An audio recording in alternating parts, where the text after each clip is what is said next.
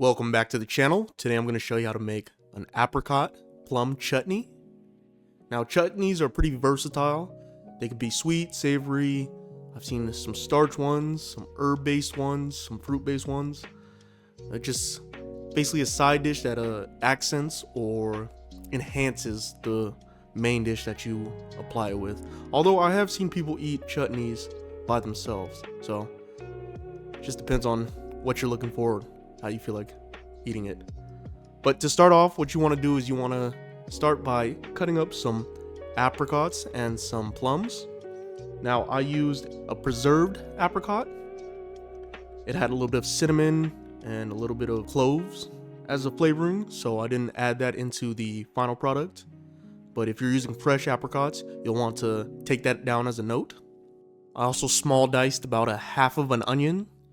Now the onion's in there to give it a little bit of a complexity when you bite into it at the end, because you'll get a lot of fruit, which will have a lot of sweetness, and then that onion will come through with a nice little bit of almost like a sweet tangy tart, because it absorbed all the water and the flavors that the fruit and everything expressed.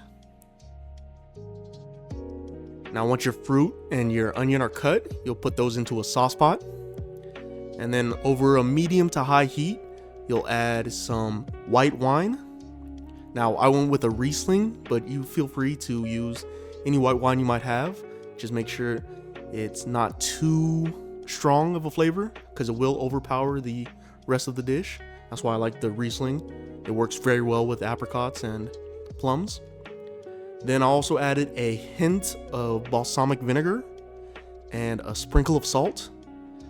Now, if you're not using the preserved apricots like I am, this would be the perfect time to add the cinnamon and a pinch, just a small pinch, of the ground cloves. Then what you want to do is you want to bring that to a quick boil and then down to a simmer. And you'll simmer that until the flavoring comes to almost like a dark caramelized flavoring of the apricots or the plums. It'll almost taste burnt, but it won't be. And you'll achieve that by constantly stirring and allowing the flavors to really develop. Now, once you've achieved that flavoring, you're going to take it off the heat, and in a either parchment paper lined or plastic wrap lined sheet tray, or you can use any platters or any flat surfaced items that you might have around the kitchen. Then you're going to spread out the chutney so it's on a nice even layer, and you're going to put that in the fridge and let it cool until completely cold.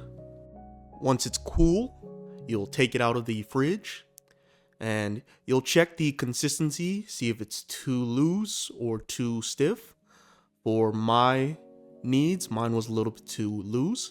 So what I did was I added some dried fruit, specifically dried apricot, to help soak up the liquid. Now, you can use any type of dried fruit. I know raisins go really well with this recipe. Now, if it's too stiff when you pull it out of the fridge, what you can do is you can add either some juice, maybe a little bit of water, or if you feel so inclined, you can add just a hint of more white wine. But just be cognizant that the white wine won't have the ability to cook off the alcohol, so it might be a little strong for your application. Once adjusted, you're all done, and that's how you make the apricot and plum chutney.